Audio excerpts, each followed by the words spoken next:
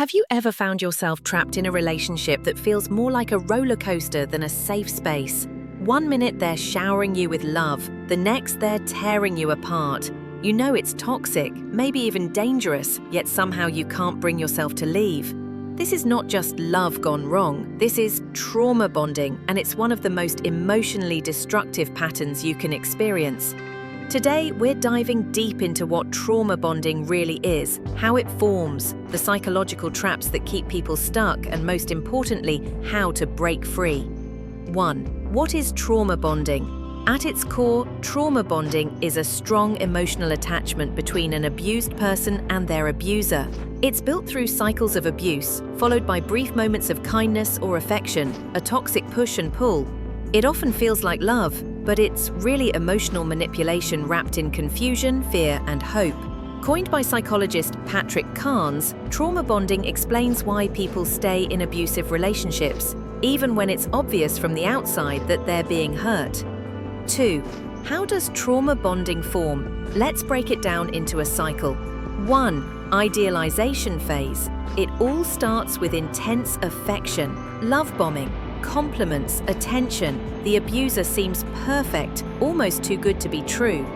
2. Devaluation. Slowly the mask slips. Criticism, silent treatment, or subtle control creeps in. You start to doubt yourself. 3. Abuse. Verbal, emotional, sometimes physical or sexual abuse follows, but just when you're at the edge. 4. Reconciliation. The abuser apologizes. They say it won't happen again. Maybe they cry, maybe they buy you gifts or become loving again. Just enough to keep hope alive.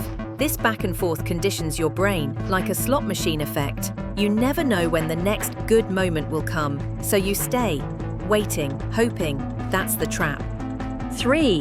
Why trauma bonds feel like love, but aren't? Trauma bonds often feel deeper than love because they're tied to survival. When your nervous system is under constant stress and the only relief comes from the same person causing the pain, your brain links relief with affection. This creates addiction-like dependency. You crave their approval, you fear their rejection, you mistake intense emotions for passion. In reality, you're trauma-bound, not soul-bound. 4. The psychology behind trauma bonds. There are several psychological forces at play here. Intermittent reinforcement. The unpredictability of abuse versus kindness keeps you emotionally invested. Cognitive dissonance. Your mind struggles to reconcile "this person loves me" with "this person hurts me," so you rationalize their behavior. Survival brain activation. Your fight-flight-freeze response is constantly triggered, making it harder to think logically. Low self-worth. Abusers often erode your self-esteem, making you believe you don't deserve better. Fear of abandonment.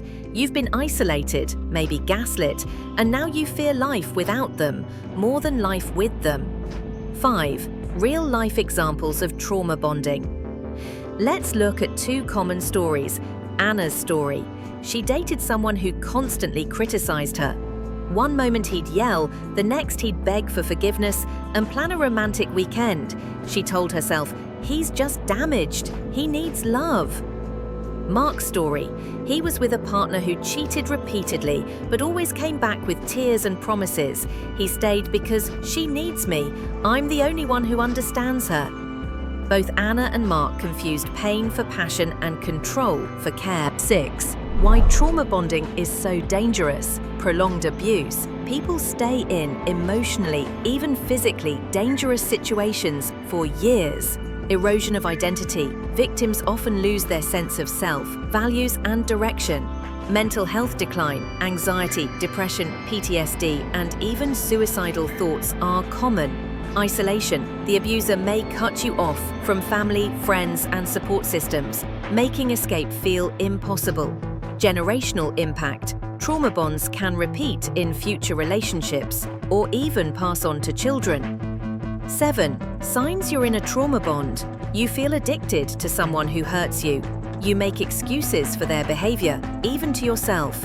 You feel like you can't leave, even if you want to. You live in constant anxiety, walking on eggshells.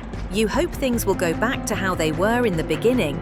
If these sound familiar, you're not weak. You're trauma bonded, and there is a way out. 8.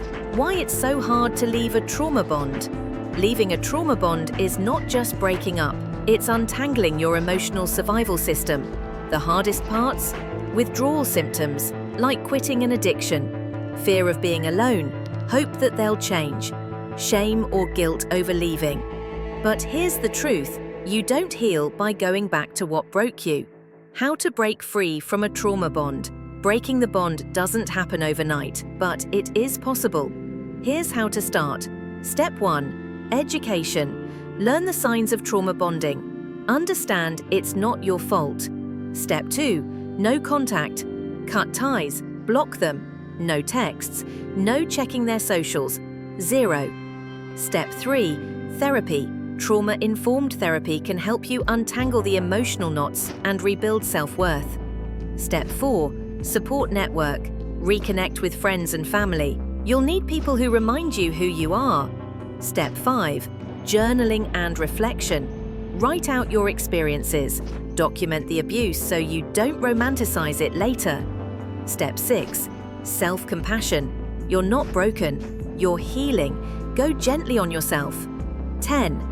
Life after a trauma bond. When you break free, it may feel like you're losing part of yourself, but you're actually finding yourself again. You'll rediscover your voice, your dreams, your boundaries, your power.